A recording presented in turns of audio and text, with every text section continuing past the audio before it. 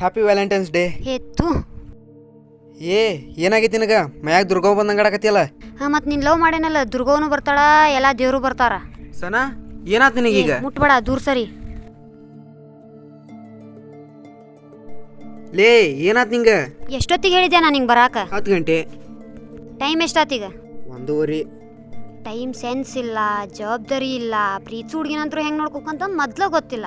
ಏನ ಬರೋದು 1 ತಾಸು ಲೇಟ್ ಆತಷ್ಟ, ಅಷ್ಟಕ್ಕ ಯಾಕೆ ಇಷ್ಟು ಸಿಟ್ಟಾಗಿ? ಇವತ್ತು ಒಂದಿನದ ಹೇಳಕತ್ತಿಲ್ಲ ನಿಂಗೆ. ನೋಡು ನೀವತ್ತು ಸಿಟ್ಟಾಗಿ ಲೇಟಾಗಿ ಬಂದಿದ್ದು ನಂದು ತಪ್ಪೈತಿ.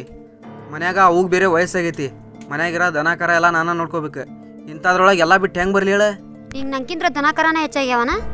ಏ ತಲೆಗಿಲಿ ಕೆಟ್ಟತ್ತ ನಿನಗೆ? ಹಾಂ, ಮತ್ತೆ ನೀನು ನಾನು ಫ್ಯೂಚರ್ ಒಳಗೆ ಇಟ್ಟು ಯೋಚನೆ ಮಾಡಿದ್ರೆ ತಲೆನೂ ಕೆಡ್ತತಿ, ಎಲ್ಲಾನು ಕೆಡ್ತತಿ.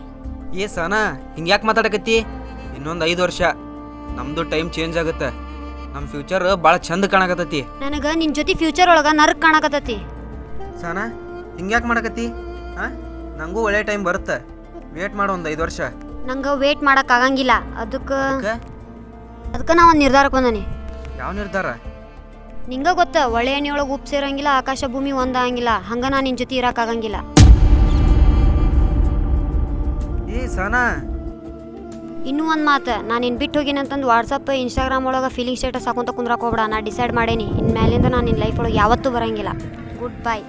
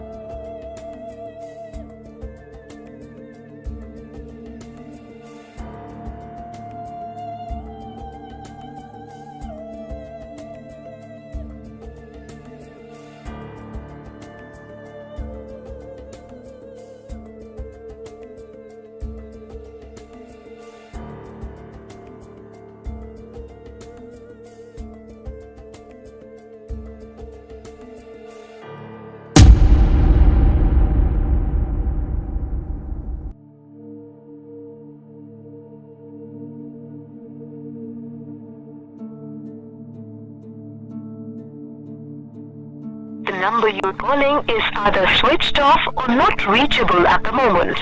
Please try later. The number you're calling is either switched off or not reachable at the moment. Please try later.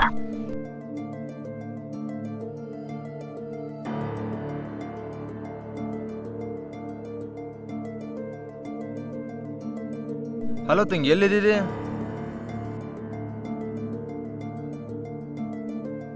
ಪವೇಲಿಗೆ ನೋಡಿಯ ತಂಗಿ?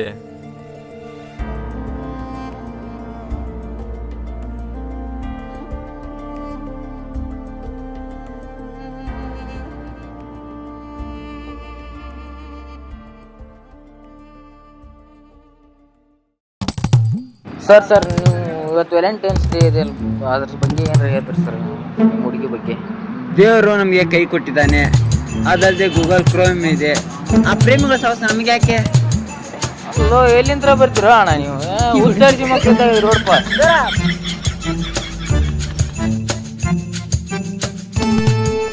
ಇಲ್ಲೇ ಸಮ ಪೇನ್ ಸ್ಟೇಟಸ್ ನೋಡ್ಲೇ ಇಲ್ಲೇ. ನೈಟ್ ರಿಪ್ ಅಂತ ಹಾಕ್ತಾರ, ಬೆಳಿಗ್ಗೆ ಗುಡ್ ಮಾರ್ನಿಂಗ್ ಅಂತ ಹಾಕ್ತಾರ. ಅವ್ರ ಬಗ್ಗೆ ಅಂತಲೇ ಕೆಡಿಸಂತಿ. ಬಾರ್ಲಿ ಹೋಗೋಣ. ಇಲ್ಲಿ ಪವೇ ಇವತ್ತಿಂತ ಸ್ಟೇಟಸ್ ಹಾಕ್ದವಲ್ಲ, ಅದ್ರಾಗ ಇವತ್ತು ವ್ಯಾಲೆಂಟೈನ್ಸ್ ಡೇ ಎಲ್ಲಿ ಅನಾಹುತ ಆಗಿದೆ ಅಂತ ಅನ್ಸೋದದ್ಲೇ ನಂಗೆ. ಹೌದಾ, ಬಾ ಹೋಗೋಣ ಹಂಗಾರ.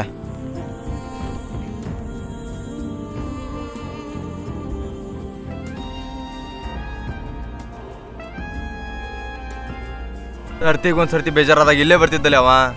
ಹೌದಾ, ಹಂಗಾರ ಒಂದು ಕೆಲಸ ಮಾಡ, ನಿಮ್ಮ ಮುನ್ಸಿಪಲ್ ಗ್ರೌಂಡ್ಗೆ ಹೋಗಿ ನಾ ಅಶ್ವಿನ್ ನಗರಕ್ಕೆ ಹೋಗ್ತಾನೆ.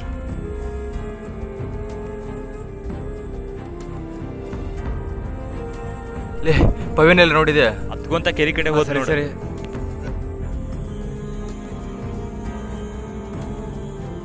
ಹಲೋ ಸೋಮು, ಎಲ್ಲಿದ್ದಿಲ್ಲಿ? ಅಶ್ವಿನ್ ನಗರದಾಗತ್ತಲ್ಲೇ. ಪವ್ಯ ಹತ್ಕೊಂತ ಕೆರೆ ಕಡೆ ಹೋಗ್ಯಾನಂತ, ನೀನು ಕೆರೆ ಕಡೆ ಬಂದ್ಬಿಡು, ನಾನು ಅಲ್ಲೇ ಬಂದ್ಬಿಡ್ತೀನಿ. ಹಾಂ ಸರಿ.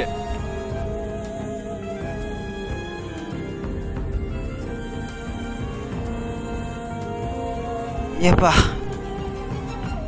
ಎಲ್ಲೆಲ್ಲಿ ಹುಡುಕ್ಬೇಕಲ್ಲಪ್ಪ ಇವ್ ನಿನ್ನ.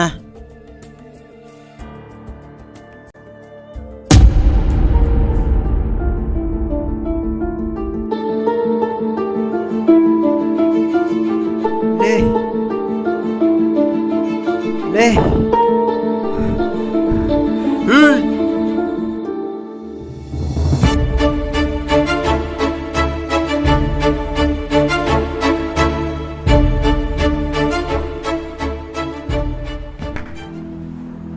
ಏನಾಗೈತಿ ನನಗೆ? ರೀಲ್ಸ್ ಒಳಗೆಲ್ಲ ಮೋಟಿವೇಶನ್ ಮಾಡಿ ಈಗ ನೀನ ಸಾಕೊಂಟಿದ್ದಿ.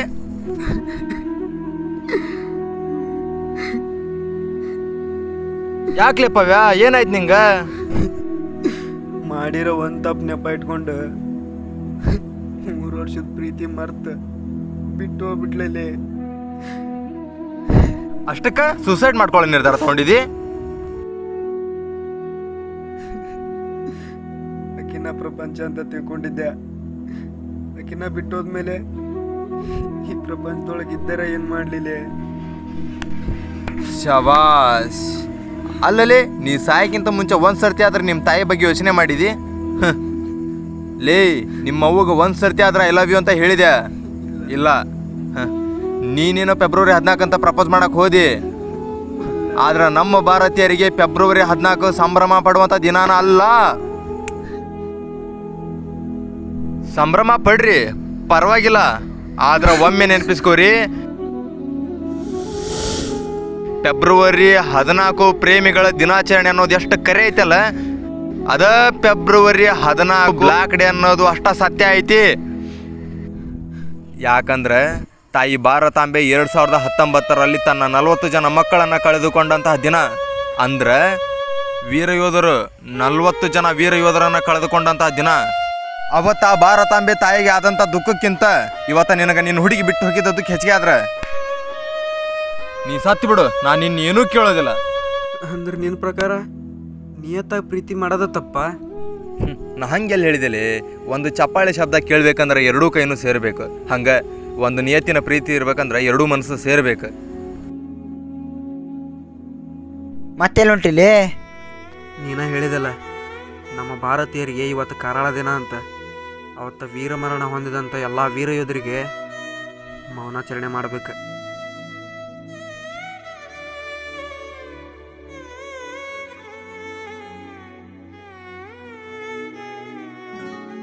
ನಮ್ಮ ಕಿರುಚಿತ್ರದ ಎಲ್ಲ ವೀಕ್ಷಕರಲ್ಲಿ ಕೇಳಿಕೊಳ್ಳುವುದೇನೆಂದರೆ, ಪ್ರೇಮಿಗಳ ದಿನಾಚರಣೆ ಆಚರಿಸುವುದರ ಜೊತೆಗೆ 2019 ಫೆಬ್ರವರಿ 14ರಂದು ನಡೆದ ಪುಲ್ವಾಮಾ ದಾಳಿಯಲ್ಲಿ ವೀರಮರಣ ಹೊಂದಿದಂತಹ 40 ಜನ ವೀರ ಯೋಧರಿಗಾಗಿ ಮೌನಾಚರಣೆಯನ್ನು ಮಾಡಿರಿ.